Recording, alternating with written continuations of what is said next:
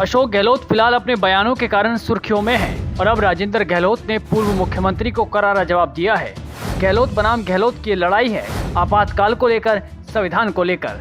जी हां, कांग्रेस का आपातकाल बीजेपी के लिए काला दिन। 50 साल पुरानी इस सियासी घटना पर आज भी कांग्रेस पर कई सवाल उठते हैं। संविधान की हत्या करने के आरोप लगते हैं। इंदिरा गांधी के उस फैसले पर आज भी बीजेपी कांग्रेस को कटघरे में खड़ा करती है।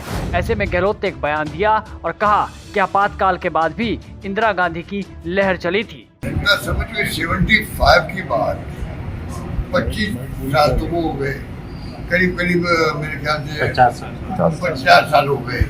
50 साल पहले के जो एक्शन हुआ था उसका नतीजा कांग्रेस ने भुगत में लिया और वहां पर इंदिरा गांधी हवा चली देश के अंदर। ऐसी हवा चली, हम सब एमपी बने, मैं खुद एमपी बना हूँ। इंदिरा जी के चुनाव आने के बाद में जो आंधी चली इंदिरा गांधी की, उस पर मैं एमपी बना हूँ यहाँ से और मुझे बना 45 साल हो गए हैं।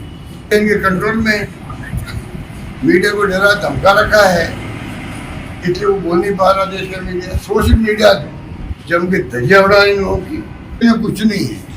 इमरजेंसी बात तो कई बार चुनाव जीत गई कांग्रेस, चुनाव जीत चुकी है। अब उसको ये कितने भुनाना चाहिए, भुनाने वाले नहीं। अब अशोक गहलोत के इसी बयान का पलटवार किया राजेंद्र गहलोत ने।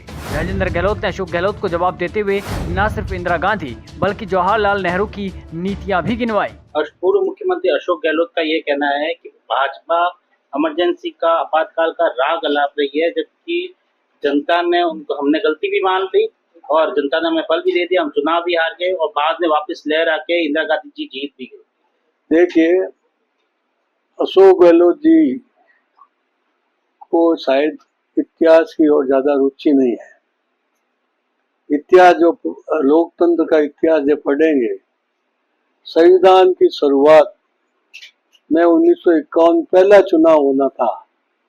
उससे पूर्व राष्ट्रीय जो सरकार थी, उस राष्ट्रीय सरकार में ही प्रधानमंत्री माननीय जवाहरलाल जी नेहरू ने अपनी मनमानी से धारा 370 और 35A लगाकर कश्मीर को विशेष अधिकार दिया।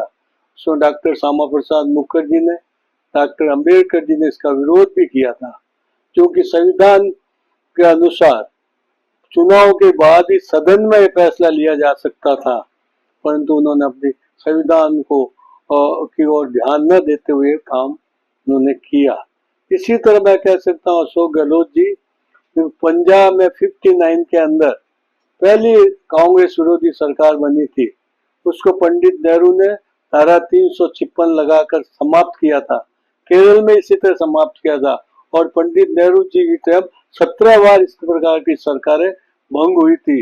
आपको मैं पूछना चाहता हूँ कि लोकतंत्र की दुआएं देने वाले आपको ये इस तरह से संविधान का दुरुपयोग सत्ता में रहने के बाद किया, इसलिए आपको इस करने का कोई अधिकार नहीं।